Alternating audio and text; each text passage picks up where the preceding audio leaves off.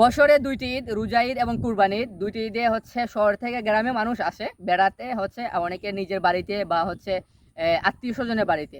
তো অ্যাকচুয়ালি যেটা হয়, গ্রামের মানুষ হচ্ছে অনেক সরল সোজা এবং অতিথি আপ্যায়ন হয়, বিশেষ করে সিলেটের মানুষ।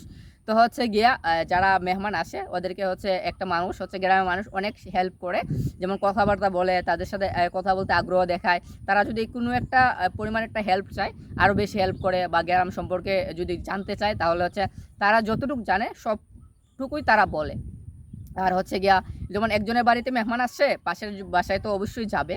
তো গেলে হচ্ছে গিয়া ওরা অতি আপ্যায়ন করে হচ্ছে, অথচ ওদের কিছুই লাগে না, তারপর অতি আপ্যায়ন করা হয়।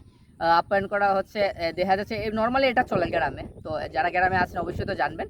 আর এখন বলতেছি শহরের মানুষ, আমরা যখন হচ্ছে গ্রাম থেকে শহরে যাই, তখন হচ্ছে তো মানে এতটা ফ্যাশন, এতটা স্টাইল গ্রামের মানুষ এতটা করতে পারে না। তারপর হচ্ছে তারা সরল সোজা মানে ভাবে যায়। তো হচ্ছে গ্রামে শহরে কিছু কিছু ছেলে আছে, সবাইকে না, কিছু ছেলে হচ্ছে বলে যে গ্রামের চাচাতো ভাই আসছে, এই করে সেই করে, বা একটা যদি যদি একটা হেডফোনও যদি একটা গলায় রাখা হয়, বা হচ্ছে এটা গান শোনার জন্য বা একটা রাখা হয়, গ্রামের চাচাতো ভাই আসছে, এই আসছে, এই ফ্যাশন, এই গেঞ্জি, এই সেই, মানে আবের জাবের বলে থাকে।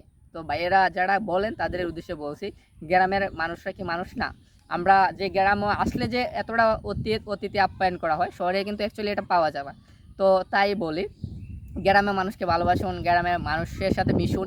একবার যদি গ্রামের মানুষের সাথে ভালোভাবে মিশতে পারেন, তারা হচ্ছে আপনারা জান দিয়ে দিবে।